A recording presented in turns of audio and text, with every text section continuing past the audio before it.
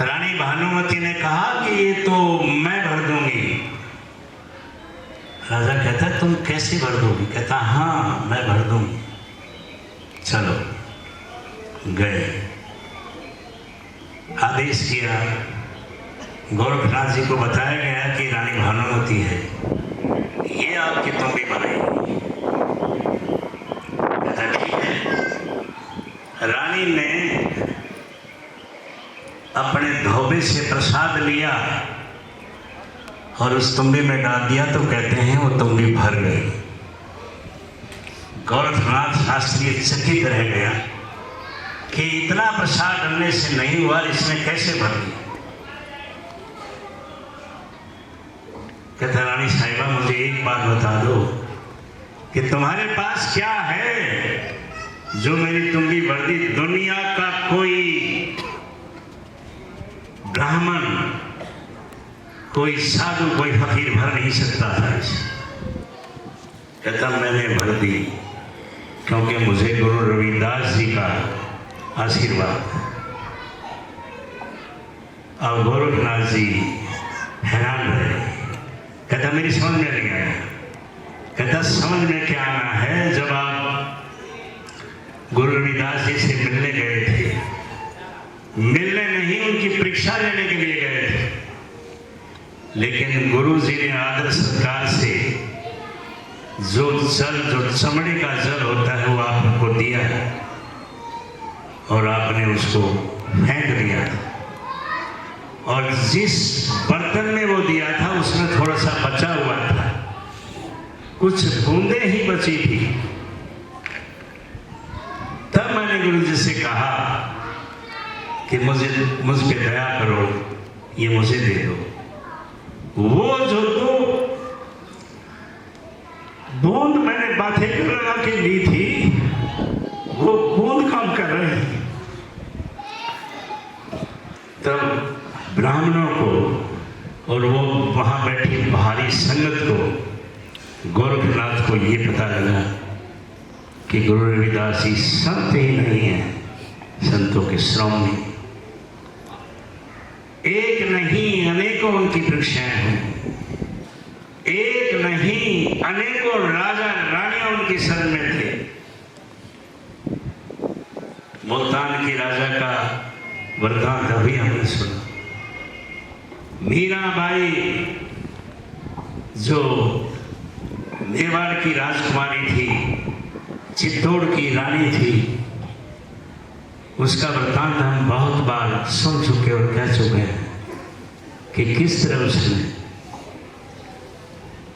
कृष्ण की भक्ति छोड़ के गुरु की शरण ली थी। और आज वही हमें बताती है कि मेरा गुरु रविदास है। हर शब्द में, हर वाणी में वो अपने गुरु की महिमा का गुणगान करती है। तो हमें इनसे सीखना है कि संत मत है क्या। संत मत है सतगुरु की शरण, सतगुरु की दीक्षा, सतगुरु की शिक्षा को ग्रहण करके अपने जीवन में अपनाएं। राजा पीपा जो नागौर के राजा थे, एक बहुत धार्मिक प्रवृत्ति का था, लेकिन जहां भी गया उसकी तसल्ली नहीं हुई। और सुन रखा था कि काशी में गुरु रविदास हैं, उनके पास बहुत भक्ति और शक्ति है। लेकिन सबसे बड़ी समस्या राजा क्षत्रिय और रविदास जी चमार। तो लोगों को पता लगा, तो प्रजा के लोग भी मुझे जीने नहीं देंगे कि एक क्षत्रिय होके और चमार की शरण में गया। समय बीतता गया, पता लगा कि कोई गंगा स्नान का मेला होता है, हर घर से लोग चले जाते हैं। तो अच्छा अवसर था, राजा पीपा काशी में आकर गुरु रविदास जी के यहाँ गया। उनके पास भी कोई ज़्यादा लोग थे नहीं। साधारण वेशभूषा में गया और जाके दंडवत प्रणाम किया। गुरुजी ने कहा कि कहो राजन। राजा को आश्चर्य हुआ कि मुझे पहचान कैसे गए। वो तो अंतर्यामी थे कि बैठो आपको जलपान कराते हैं। तो जल तो उनका वही था, अमृत का कुंड, जो चमड़े का पानी, चमड़ा भिगो हुआ पानी था। तो बेनी भर के उड़ने लगे तो राजा को एकदम ख्याल आया कि तो मेरे को चमार बना देगा। आज उंगलियां खोल दी, पिया नहीं और सारा पानी कुर्ते पे गिर गया। फिर राजा ने कहा कि गुरुजी मैं फिर कभी आऊँगा। राजा तो जानते थे कि इसका भाव नहीं है, चला गया। घर आके रानी ने देखा कि कुर्ते का बुरा हाल है। कहा कि क्या हुआ? बताया कि ऐसे ऐसे गुरु रविदास के यहाँ गया था, उसने तो जल दिया, उसका ये पानी कुर्ता निकलवाया और राजा स्नान करने चला गया। रानी ने धोबी को बुला के कहा कि इसको दाग को साफ कर दो। ये राजा जब कभी गुप्त वेश में जाता है तो पहनता है, उनको बहुत पसंद है। धोबी ने अपना जो कोशिश है वो करनी थी, अच्छा गर्म पानी करके और जो मसाला डालता है साफ करने का, सोडा वगैरह डाल दिए। एक बार दो बार कोशिश की उसको उतारने की, लेकिन वो उतरता ही नहीं था। फिर वो कुछ और मसाला बनाने लगा तो उसने, नादान लड़की थी उसकी 14 वर्ष की, उसको कहा कि बेटी ये दाग मिठाने हैं, इनको चूस के और थूक देना। कहा कि ठीक। उस लड़की के अच्छे संस्कार थे, उसने उस दाग को चूसा लेकिन गिरती गई। जैसे जैसे गिरती गई उसको ज्ञान होने लगा, उसका 10वां द्वार खुल गया। अब वो कुर्ता साफ होना तो एक बहाना था, लड़की को ज्ञान हो गया। ये चर्चा दूर दूर तक फैल गई कि धोबी की नादान लड़की को ज्ञान हो गया। राजा पीपा को पता लगा, भागा आया। प्रजा के कुछ लोग साथ थे, सामने लड़की थी। राजा ने प्रणाम किया, लड़की ने हाथ जोड़ दिए। कहने लगे राजन आपको हाथ जोड़ने की जरूरत नहीं, मैं आपको प्रणाम करती हूँ। ये जो कुछ मिला है वो आपकी बदौलत मिला है। आपने वो कुर्ते में जो अमृत रस था वो पान करने का मौका मुझे दिया, तो मुझे ये सब कुछ मिला है। राजा से पकड़ के बैठे, भागा गुरु रविदास जी के यहाँ गया, दंडवत प्रणाम किया, हाथ जोड़ के क्षमा मांगी कि मुझसे भूल हुई, वही अमृत पान मुझे कराओ। गुरुजी ने कहा कि देख राजन, पहले तुम बाहर से आए थे तो मैं तुम्हें अमृत पान कराना चाहता था ताकि तुम्हारा जीवन सुधर जाए और तुम कमाई के धनी बनो। लेकिन अब तो तुम्हें नाम लेना पड़ेगा, कमाई करनी पड़ेगी, तब जाके ये सब होगा। तो वही राजा पीपा एक संत प्रवृत्ति में आया। सिखों की गुरबानी है जैसे गुरु ग्रंथ साहब कहते हैं, उसमें पीपा के नाम के शब्द जुड़े हुए हैं। तो गुरु में कितनी महानता थी, आज सारी दुनिया उनके यश को गा रही है, क्योंकि वो हमें सिखाने के लिए इस राह पे आए थे, हमें जीवन बिताना सिखाने के लिए इस दुनिया में आए थे कि जीवन को कैसे बिताना है। और दिनों रात उनका यही काम था। आज भी विदेशों में भी उनकी महिमा के गीत गाए जाते हैं, उनकी गाथा गाई जाती है। कई बार सोच चुके इंग्लैंड में जो भारत की संगत है,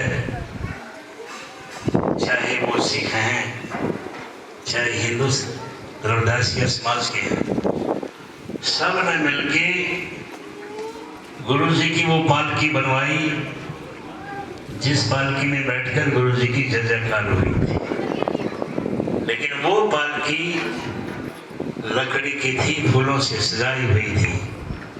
ये पालकी सोने की थी जो वहाँ की संगत ने बनाई, जिसका वजन 1 क्विंटल था।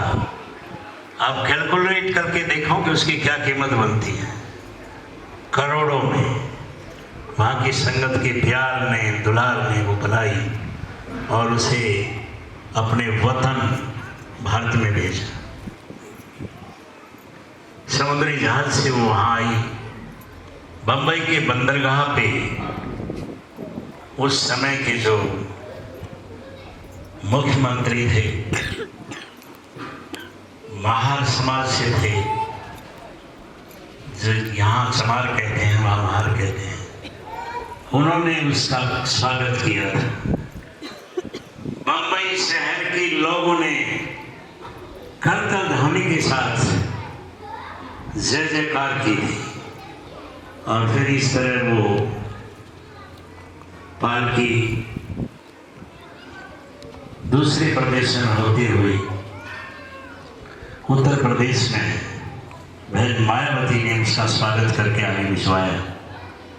और आज वो पालकी जालंधर के पास रविदास आश्रम है पल्ला, वहाँ पे रखी हुई। हम कई बार वहाँ गए हैं और वो पालकी वहाँ रखी हुई। अमूल्य है वो, उसकी कोई कीमत नहीं है। गुरु के उन कार्य प्रणालियों की पहचान है और कुछ नहीं। तो ये भाव संगत का हो, अपने गुरु के प्रति एक शिष्य का हो, कोई ताकत नहीं।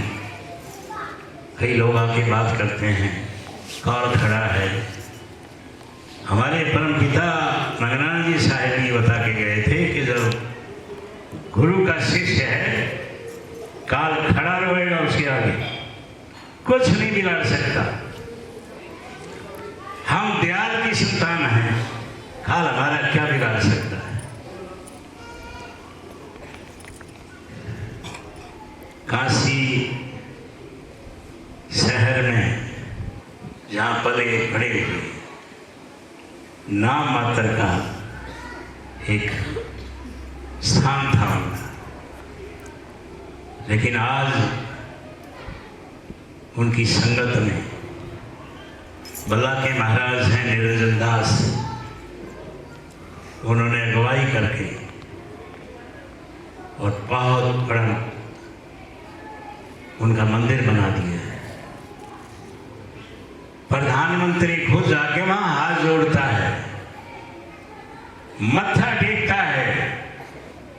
वो एक राजनीतिक कारण से, लेकिन हमारे लिए तो हमारे सरताज हैं। हमारे कहीं मंदिर में जाने की जरूरत नहीं, हमारे आंखों के सामने है। अगर बंद करके देखोगे तो हमने वहीं मत्था टेकना। मैं ज़्यादा समय नहीं लूँगा। एक चीज़ आज के दिन उनके लिए है, नशे की कोई भी चीज़ है बीड़ी सिगरेट हुक्का चाहे खैनी बहनी बोलते हैं, ये सब छोड़े, क्योंकि इससे अगर हम निजात नहीं पाएंगे तो आगे नहीं बढ़ पाएंगे। हमें इस नशे का गुलाम नहीं होना है, हमें अपने गुरु का शेष बनना है, उनके हुक्म में चलना है, और उनका हुक्म यही। एक बार हम किसी सत्संग में थे, वहाँ धन सतगुरु के एक प्रेमी थे। वो कहने लगे कि आपके गुरुजी हुक्का पीते थे। मैं कहा हाँ। मैं कहा आप कौन से पंथ से निकले हैं? मैं कहा मुझे, वो कहता इतना मुझे नहीं पता। मैं कहा हमें पता है, हम राधा स्वामी पंथ से निकले थे, और ये धन सतगुरु वाले भी वहीं से निकले थे। स्वामी जी महाराज खुद हुक्का पीते थे, समझने की बात है, तो हमारे गुरु जी ने पिया है। कोई उनकी दया थी इस तरह की। लेकिन उसके बाद हमारे गुरु पीतान जी हुए, और आज हम भी ये नहीं कर रहे। और बहुत सी बातें हैं, समय समय पे होती रहेंगी। बस यही एक बात है कि सत्संग में आए, सत्संग का भरपूर फायदा उठाएं। सत्संग में क्या बताया जाता है? यही ना कि हम मालिक के बन के रहे। सबसे जरूरी है अपने सतगुरु की भक्ति करना। गुरु जी ने हमें कितना एक अपार, जिसे कहें, रास्ता दिया है, मंजिल बताई चलने के लिए। ले जाएगा वही, चलने वाले तो बनो।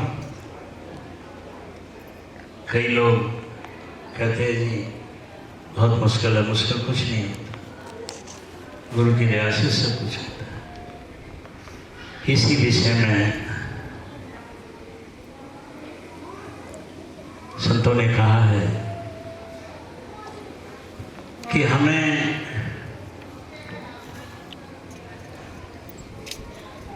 मालिक के हुक्म पे ही चलना है, क्योंकि ये विषय विकार, अहंकार, मोह, माया, इसका विषैला धुआं आसमान में यहां से फैल के आसमान में चल गया, अंगारे बरस रहा है, तो कैसे बच पाओगे? साहिब कहते हैं आग लगी आकाश में, झड़ झड़ पड़ेगा, संत ना होते जगत में, जलमरता इससे बचाने वाले आ गया है, नाम की खुमारी चढ़ाने वाला आ गया है, ये बताने वाला आ गया है कि जल जागा सोना सामकान बचाइयो